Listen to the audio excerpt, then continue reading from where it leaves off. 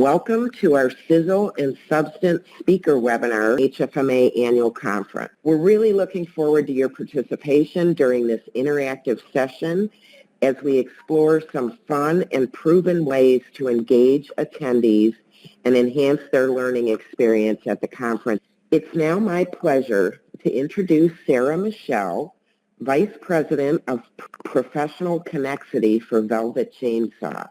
Sarah has been working in the meetings industry for over 15 years to create dynamic audience experiences. Her vast knowledge of next-generation learning and facilitation skills helps design dynamic meetings that guarantee more participation, opportunities for networking, and peer-to-peer interactions to assure a return on attendance.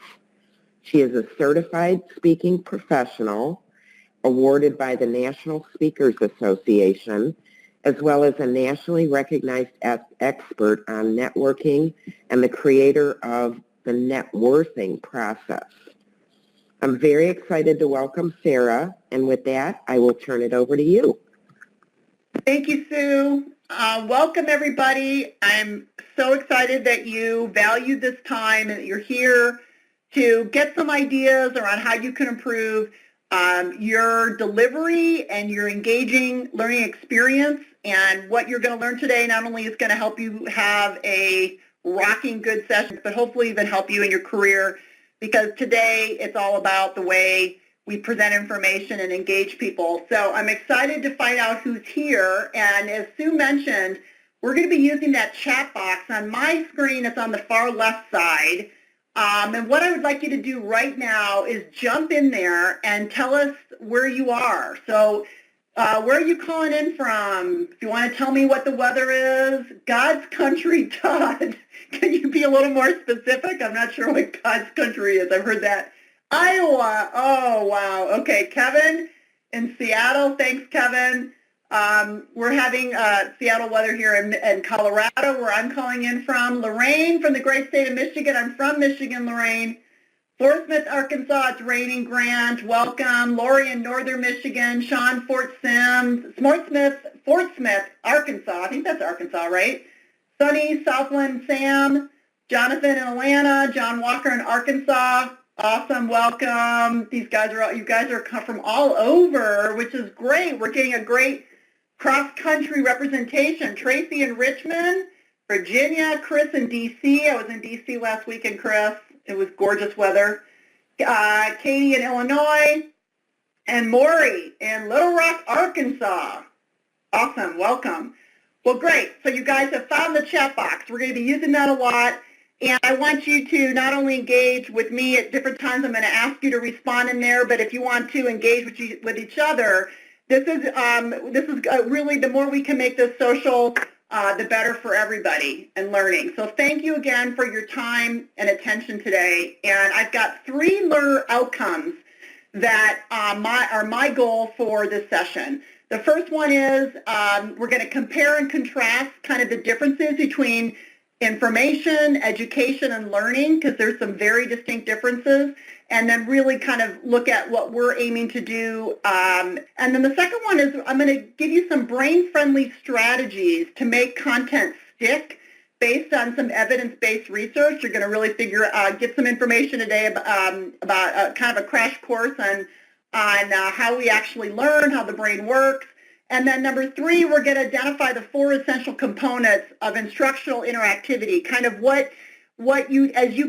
you begin to plan out your session. I'm going to give you some components that are important for that, because we hope this webinar, our plan is that you're going to be able to get some great information and now go back and begin to outline or maybe pare down or add in to your overall outline design of your session. So what I'd love you to do is vote in the chat box now. Which one of these three are most relevant to you? Because I will, depending on where the big focus is, I can steer this hour to go that way. So you're either going to write 1, 2, or 3 in the chat box of which one is most important to you for the learning outcomes. Okay, we got a couple 2s in there. More 1, 3, another 2. Okay. Good. Jim's voting. I can see 3. Okay. All right. 1 is definitely not a winner. That's obvious. All right. Well, don't worry. We won't spend a lot of time there. All right, cool. So 2 and 3s, and I'm seeing a little more 2s and 3s, but that's okay. That's where we'll spend our time. So let's jump in. Why did HFMA want to provide this training? Why was it important to them to do that? And I think it's the reality that what is happening with face-to-face education and conference education has really evolved. When you think about it, when you think about what would get you to come, the world has changed so much, and that information is available at our fingertips 24/7, and any information we really need, we can get on our smartphone, on our tablet, literally in real time, up-to-date information. So no one is traveling because they're going to get fresh content they've never heard before. It's just impossible with the internet now. So what's driving the expectation is that people are going to come much smarter than they were. When you think about your HFMA meeting, even 4 or 5 years ago, you might have a speaker that maybe had a brand new book and nobody's heard about the book. The book hasn't been released yet, so going there in person could have been a driver. Now, there's leaking of chapters. Everything gets put on the internet. Books are put out for free. So it's really, when they're coming to this now for this, they're really coming because they want to leverage the intellectual equity that is in that room. People are coming to make sense of this content that they're drowning in, and the knowledge gap has shrunk. So the speaker, I find this I've been a professional speaker for 20 years.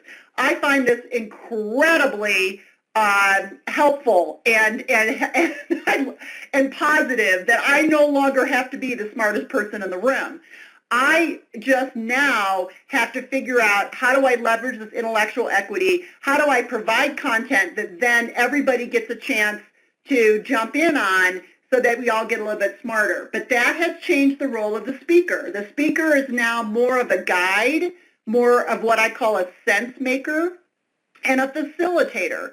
So what HFMA is really hoping in this, and why we're doing these webinars, is we don't want a talking head at the front of the room anymore, because that's not how people learn. We have the evidence, overwhelming evidence, that says it's not how people learn.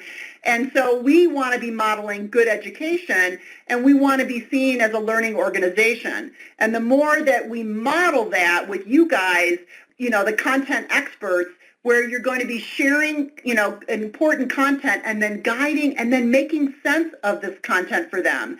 How do you take this content and make it relevant to their world? And relevancy is key to learning. When it becomes relevant for us and we can actually see how this information would impact our daily life, that's when it gets sticky.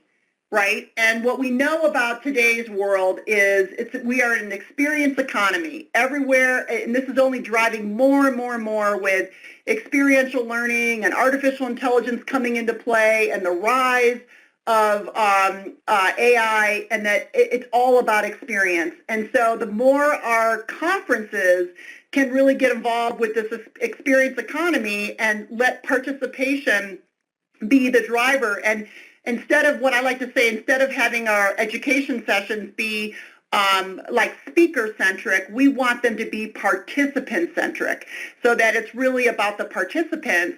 And what's interesting, because I've been doing this long enough, is that if you actually design your session to be more interactive, you're probably going to see way higher ratings than you ever would have seen had you just shared information from the front of the room. And think about your own self when you go into a session.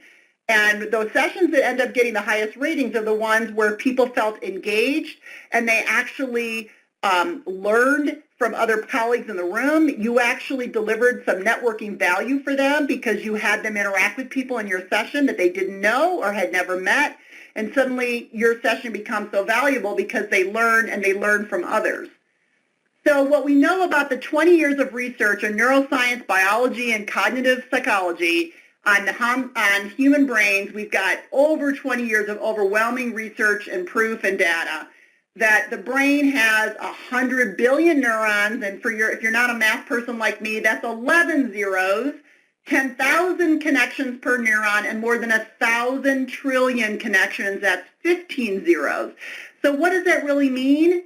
If their brains don't fire and wire, they don't learn. So if learning is the goal, and for our concurrent sessions, that is the goal. I mean, in the general session, we might have some keynote speakers who are inspiring and entertaining, and that's an important emotional connection time for a conference in those general sessions. But when we go into these concurrent sessions, we are expecting learning to happen there. We like to think that the attendee is rolling up their shirt sleeve and digging down to really get the learning. And for that to happen, sitting passively listening to you, we just have the evidence that the learning will not occur. So I know if you guys are spending the time to put together a presentation, you've spent the time to get on this webinar, and you care. You don't want to just show up and have a session that doesn't connect. I know that. So let's jump into how we can do that, because the evidence points to one singular conclusion: the one who does the work does the learning in a session. And my colleague Jeff Herc likes to say, the one who does the most talking in a session does the most learning, which is kind of interesting to be looking at. How can you get people in your room to be talking and sharing with each other? And we're going to talk about how to do that. So let's jump back into, oh, Grant, I see your question. What is the interaction ratio you find to be best? We're going to cover that, but I'll tell you right now, and I'm going to cover it in just a little bit, is I like to say about every 10 minutes, I'm modeling this for you right now on this webinar. I will talk for about 8 to 10 minutes on content, and then I'm going to ask you to do something with the content. So if you can think about chunking your content so that every 8 to 10 minutes you're going to ask them to do something. That doesn't always mean talking.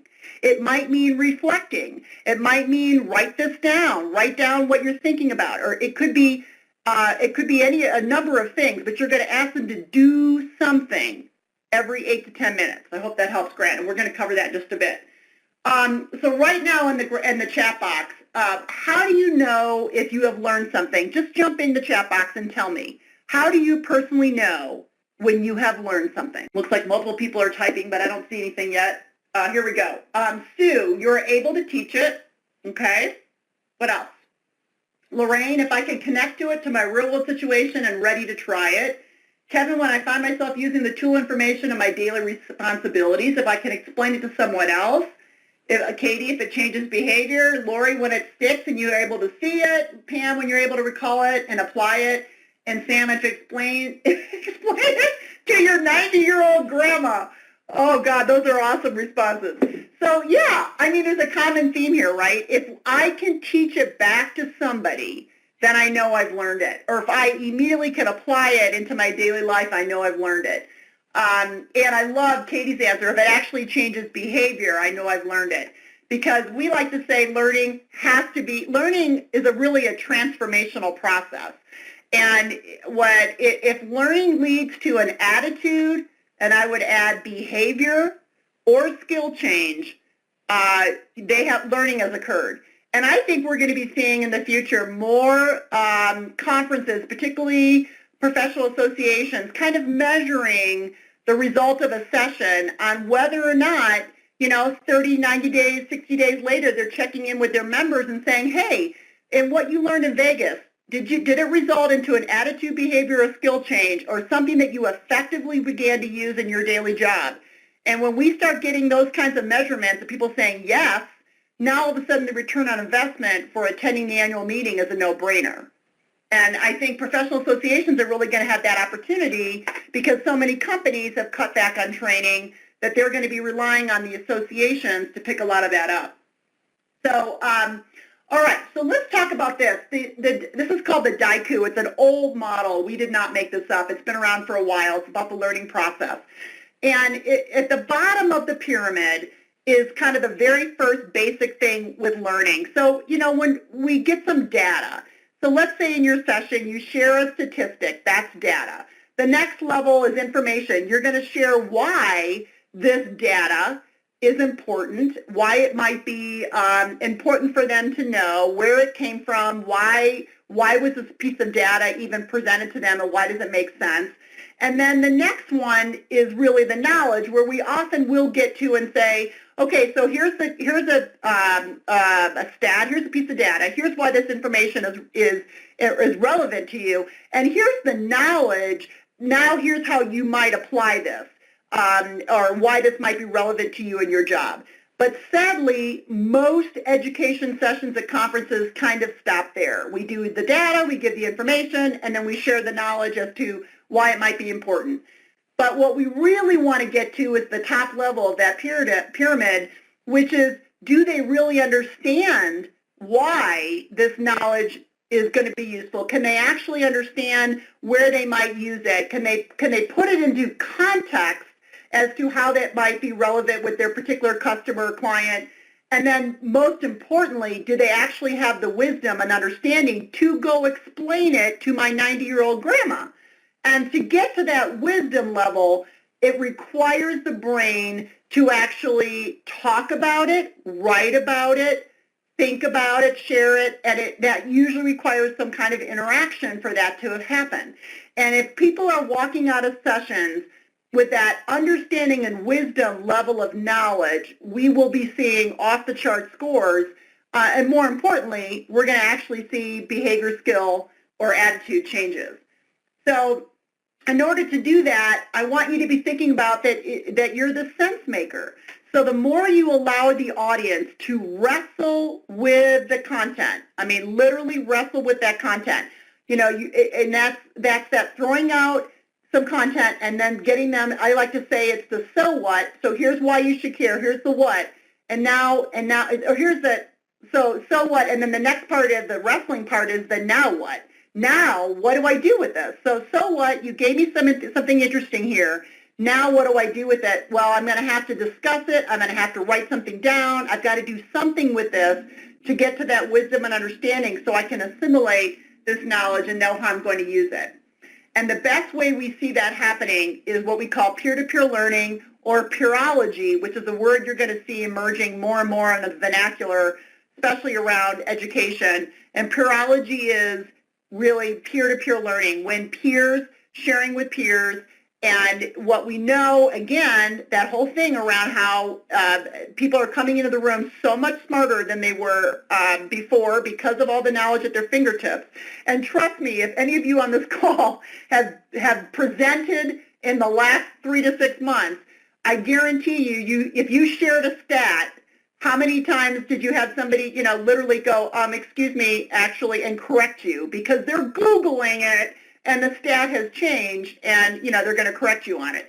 So I find that, again, I just don't even get worried about that. I just, wonderful, correct me all day long, and let's just all get smarter if you've got more up-to-date data. But again, it's that leveraging that peer-to-peer knowledge and letting people, because really, one of the big reasons that people go to a face-to-face meeting today, as I said, they're not coming for more knowledge, right? They're drowning in content. They're certainly not coming for more content. They're coming to make sense of the content they're drowning in. And the more we can actually leverage networking value in our sessions, the more value they're going to get out of this meeting, because networking is the #1 driver today for why anybody would go to a face-to-face meeting. If I've got information at my fingertips, I'm going to probably show up to Vegas, because the more chance I have to collaborate and find out from other folks that are working in other parts of the world who can tell me what they're doing in their side of the world or in their office that's going to help me bring back and apply to mine, the better. And so the more we can leverage that networking value in your sessions, the more everybody wins when we're coming at designing the session. So let's talk about how we actually learn. This is a quick crash course on neuroscience that is about as deep as I'm gonna get, but this really works for me, and I hope it works for you. So literally put your pens down, clasp your hands, thread your fingers together like you're seeing on the page. Your thumbs should be facing you. Your pinkies should be the farthest away with these clasped hands. And what I want you to do is first, right now, realize as you look at your thumbs, that's the back of your brain. So that's the back of your brain, and information comes in near the back of the brain, we receive it, and we receive it through senses. So we hear something, see something, smell something, touch something. That's how the brain gets some information in. Somehow, with our senses, it comes in, we receive it.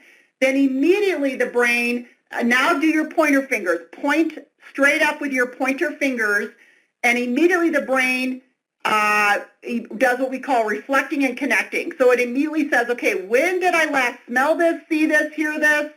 Where was I when I heard this song or whatever? I mean, there's an immediate integration that the brain does once the information has been received in through the brain. Now I want you to do the middle finger, give it the finger, because what happens is the brain then goes, okay, how do I make sense? How do I integrate what has just come in?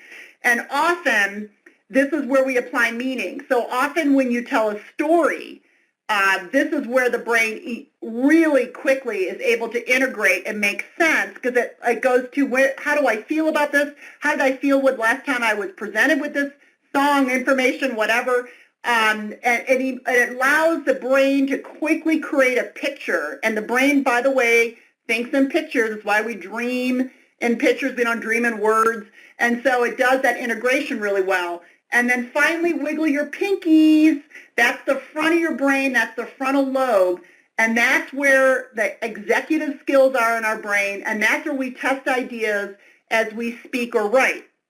So when you are literally designing your session, I want you to be thinking about, how are they going to receive it in the way that you do your PowerPoint, which we're going to talk about here in a minute, or the way you present it, to giving them that reflecting, connecting, and then having them make sense of this content, get to that integration piece, and then move it to frontal lobe, executive functioning skills, front of the brain, where we want them to really test it to get to that wisdom and understanding. And that's probably going to be, they're going to have to write something down, think, write, speak is kind of a good way to think about it. Think, write, speak, or, pairing and sharing are different ways and we're going to talk about that more next week, or in 2 weeks, but that's where we're going to get them to do that testing of ideas.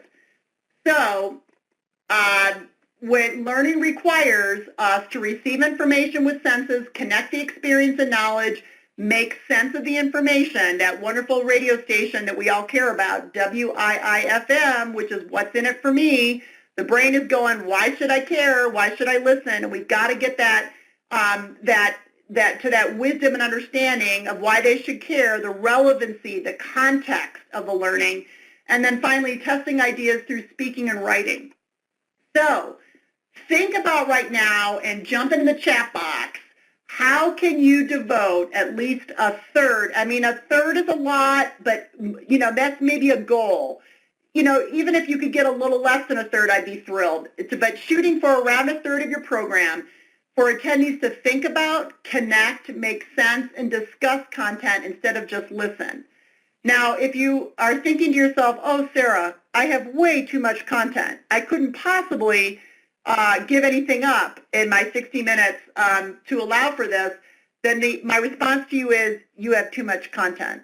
And so some of you are going to have to back away from some of it and to allow for this to come in. But I'd love you, I can see some people are typing, but I'd love to hear if anybody has any ideas right now of ways that you can do this or what's percolating for you, and how you might be able to get the brain, the full brain, engaged with your presentation.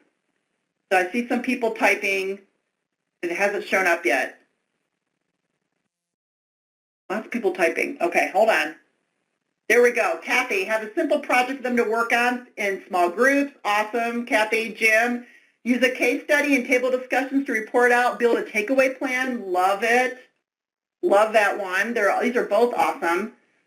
Looks like we got Sam, picture, image, 30-second videos. Nice. We're going to talk about images in a minute about PowerPoint, and videos are always powerful. You can weave those in. If you have a great, even a funny video that illustrates the point you're trying to make, embed that into your PowerPoint. Lorraine asked, what would you do differently? Love that. Any question that starts with who, what, where, how, when, any of those questions can get that dialogue going. You can see that's what I'm doing with you. And then Grant, designed activities to facilitate interaction between attendees. Awesome. Great stuff, you guys. Okay, let's just talk about what's involved with instructional interactivity.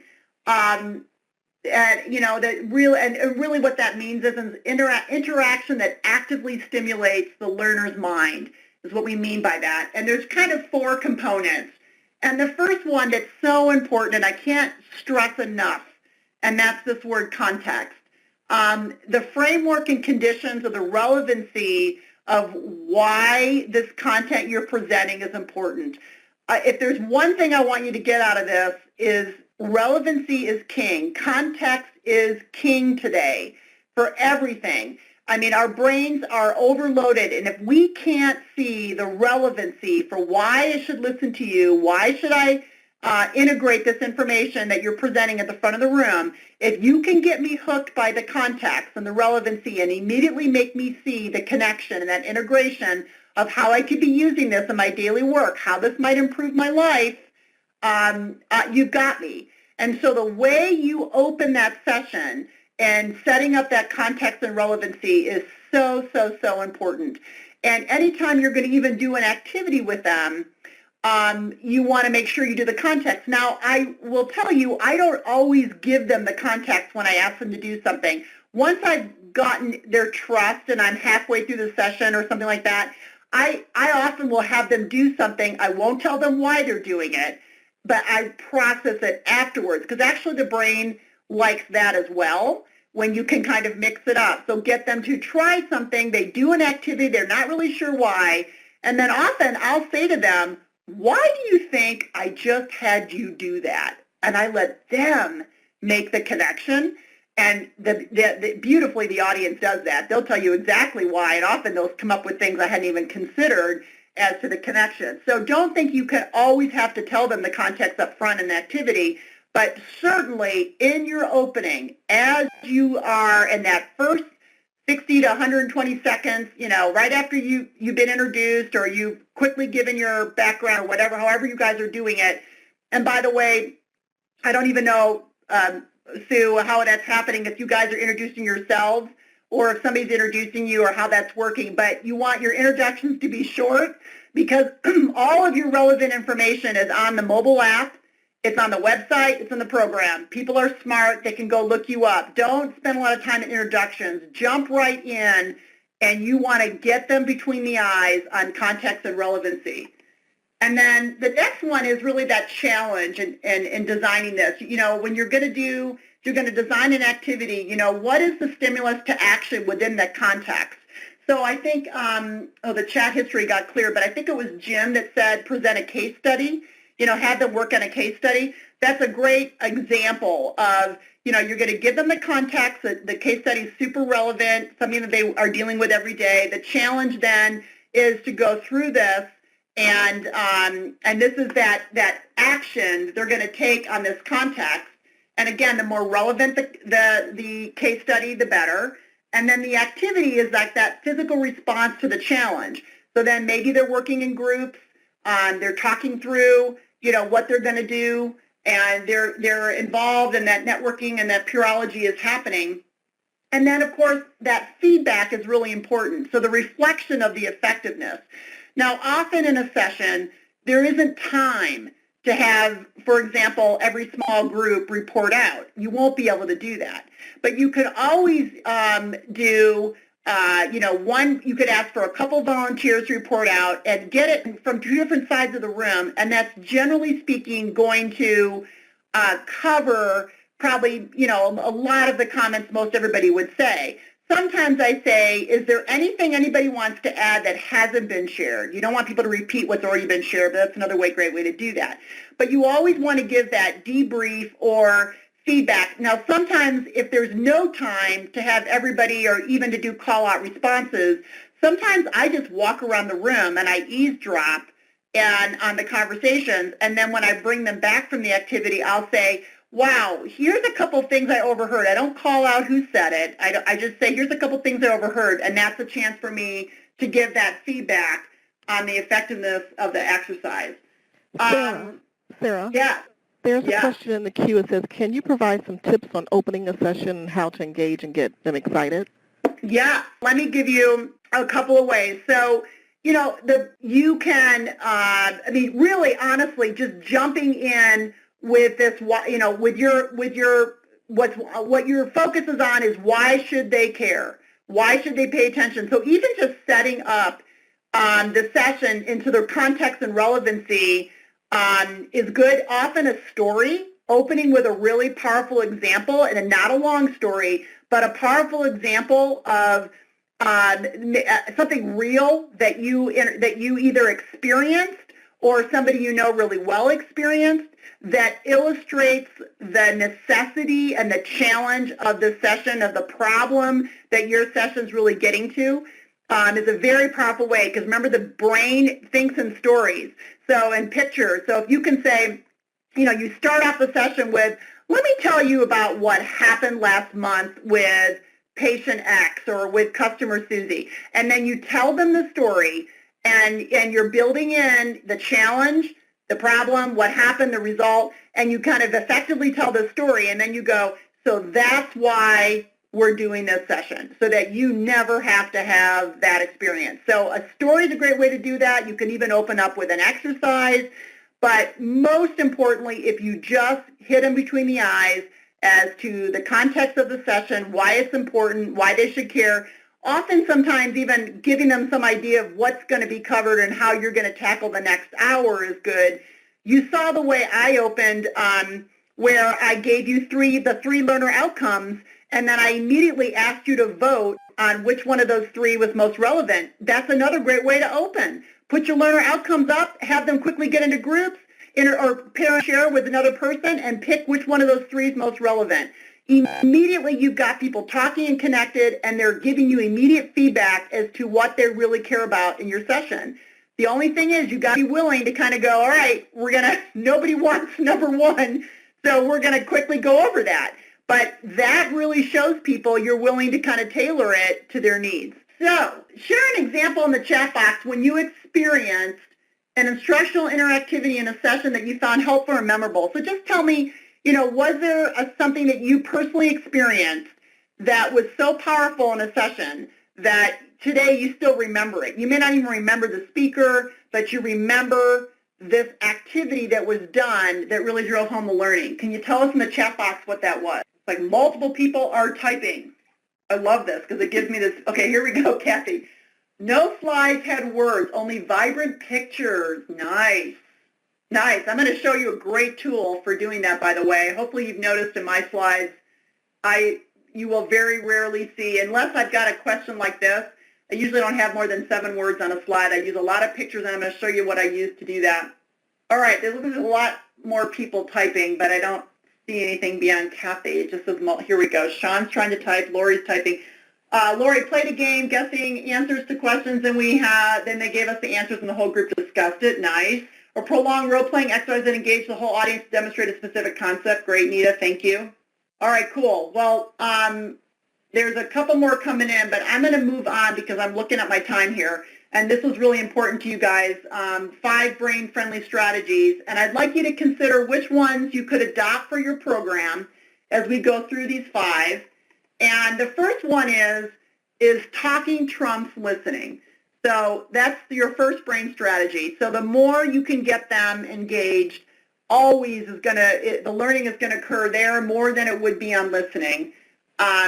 So remember that talking increases retention, and it also builds relationships. And remember I told you the number one reason why people go to a face-to-face conference today is for the networking.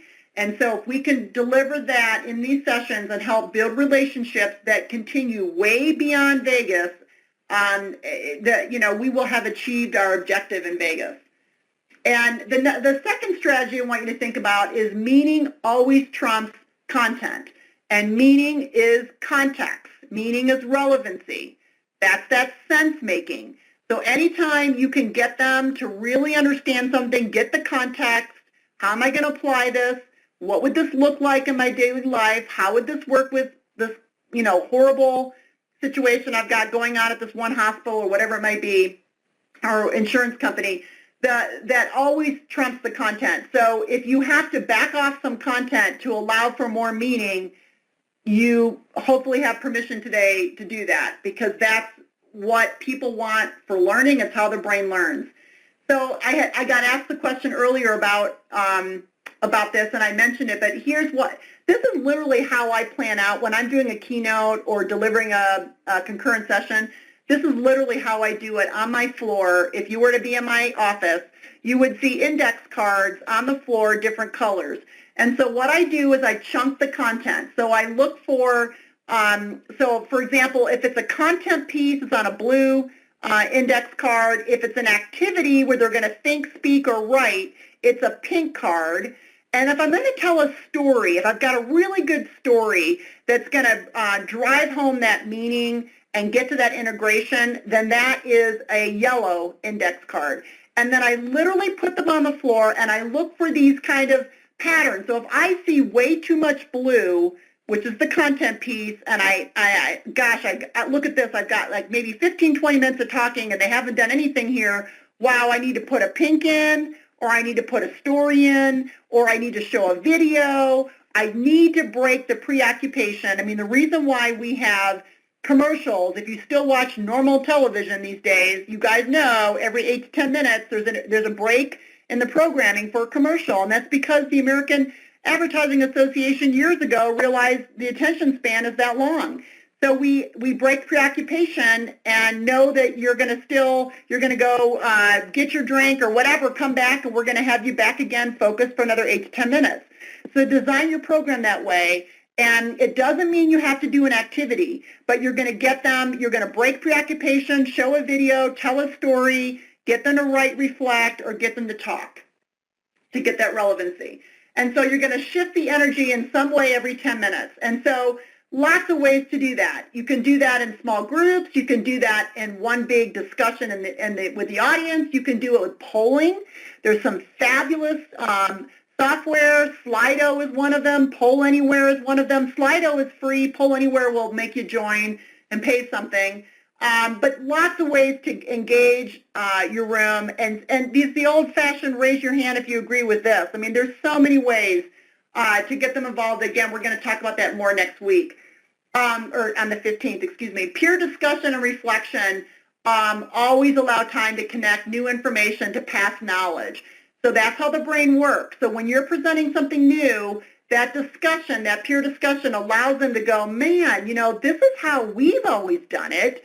How do you think this would work now? How could we start trying this? And how would this how would this result in a better outcome? And that peer discussion will promote that. And then brain family strategy number 3 is different trumps same. So you guys know this. When you walk into a room that is set differently, somehow, you know, the person has the room, you know, like the chairs are different, your brain goes, woo, this is different. Or, you know, we start off with an activity, or we start off with something really engaging. The brain pays attention because all of a sudden this is different from everything else. I like to say one of these is not like the others from Sesame Street. And so the more you can, you know, trump same and try to make things different, especially in a conference when they're overloaded with information, they're going session to session to session. And the more you can really just break it up, start off differently, the brain is immediately engaged. Having people stand up and move, do something physical. Kinesthetically, the brain engages when it's standing, when it's moving. It can't check out. I've done room sets where you just do chairs, no tables, and people are sitting in pods of 7 or 6 in circles. And, you know, try getting on your phone or on your laptop and checking out when you're in a circle with people with, you know, you're just like face to face and there's no barrier. I mean, people are fully engaged. So, you know, encourage you, I mean, not that I want you, you know, doing lots of different room sets because I don't want to get in trouble with Sue, but I think if you've got an idea for how you want to try to set your room, share that with us. We will do everything we can to accommodate it. And the other thing I will tell you is your attendees will help you put the room back to the way you found it. I always have my attendees help me. We need to get this room back the way we found it, and then you know, for the next 2 minutes, can you guys help me put the chairs back? And they'll quickly help you reset your room. But think about, we want you to feel creative in your space to be able to really accomplish, what we're talking about today. And then also, storytelling requires, in order for us to really get this different from saying, the more stories we can show, the more novelty. The brain loves novelty. That's new and different, something really different and unique. Some of these games and things you guys were sharing in the chat box. Unusual images, which somebody just shared, they remembered a presentation that had no words but just images.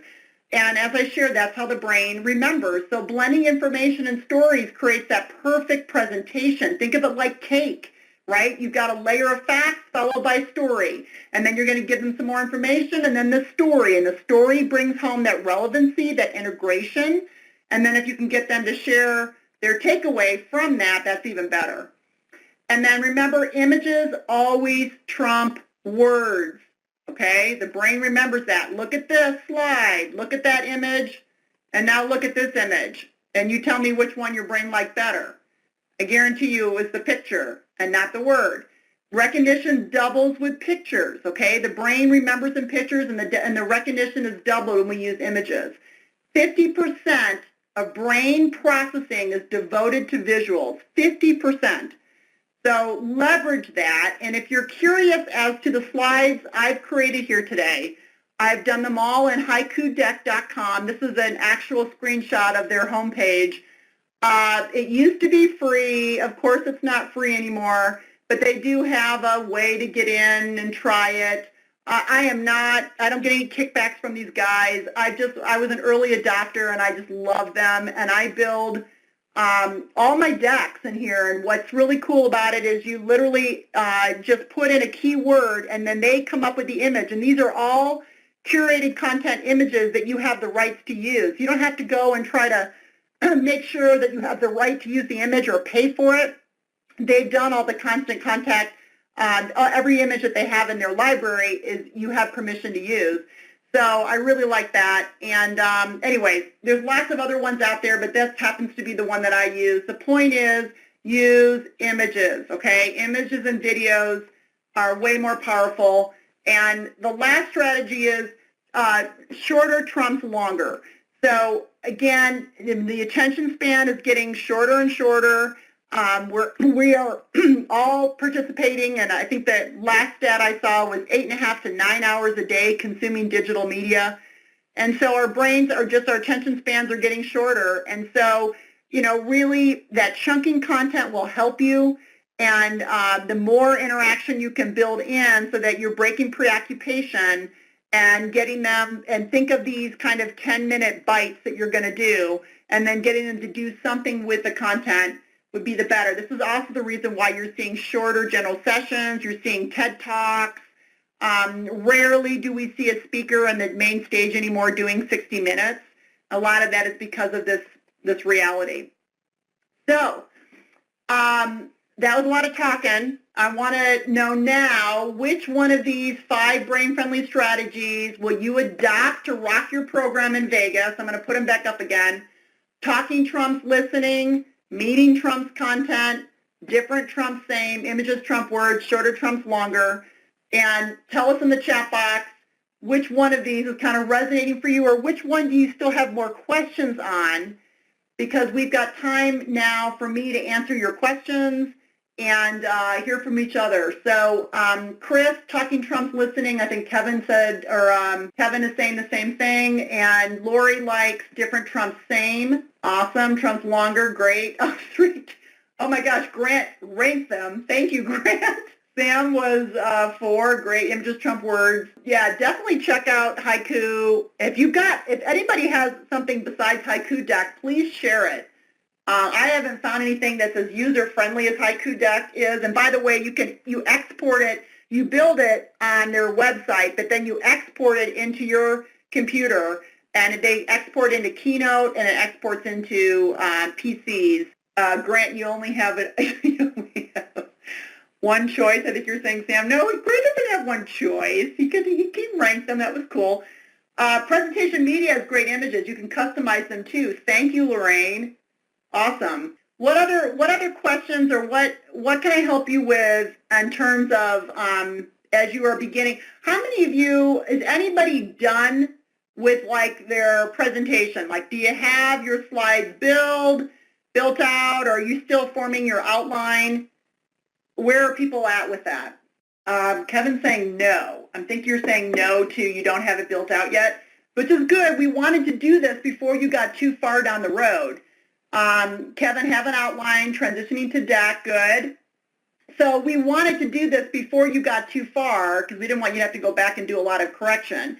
So we're hoping this is going to help you now as you begin to transition to the deck, Kevin, applying some of this. And, if you like that idea of the index cards, and it's not putting your content so much on them, it's just kind of, I use keywords. So like, I'm going to talk about this concept, and that word or one or two words goes on that blue index card for content.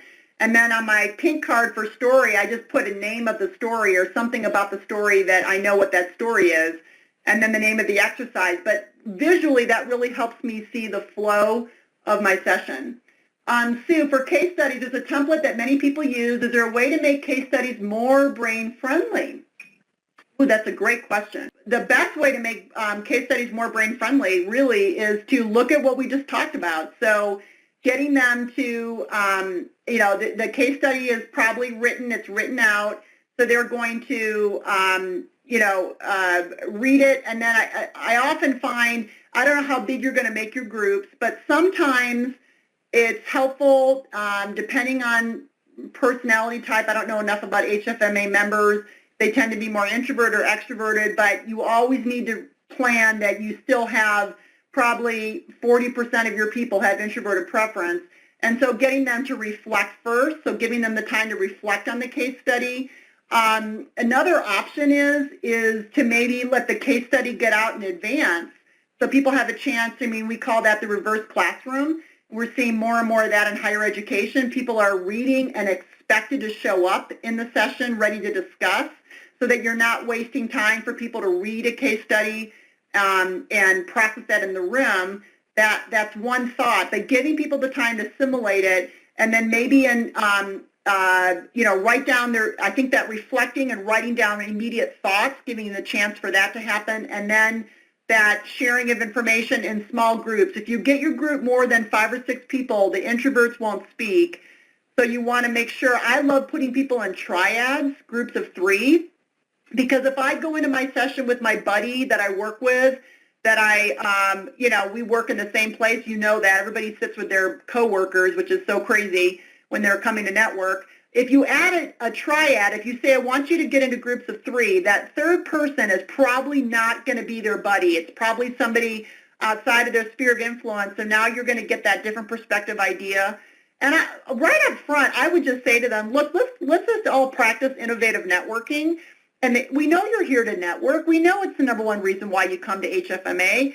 So why don't we just agree that we're going to help each other get smarter? And so the more you talk to people you don't know very well or never met at all is the best opportunity you have to get new information, perspectives, attitudes, and ideas. And so I'm going to help you with that. So I want you to find 2 people you don't know very well and group together on this case study. It was a great way to try that. Let's see, Jim, shorter seems better than longer, but complexity of some topics seems to preclude shorter. How can we deal? So, and I think, Jim, I'd have to know a little bit more about your topic. And by the way, I'll put it up right now. There's my email, and you guys can reach out to me with a specific question and on an exercise you want to work on. I'd love to have some real examples of things some of you guys are going to try, and if you'd be willing to, work on how we can improve it even together, I would love that. So feel free to email me if you would like to be one of my test cases. That would be really great.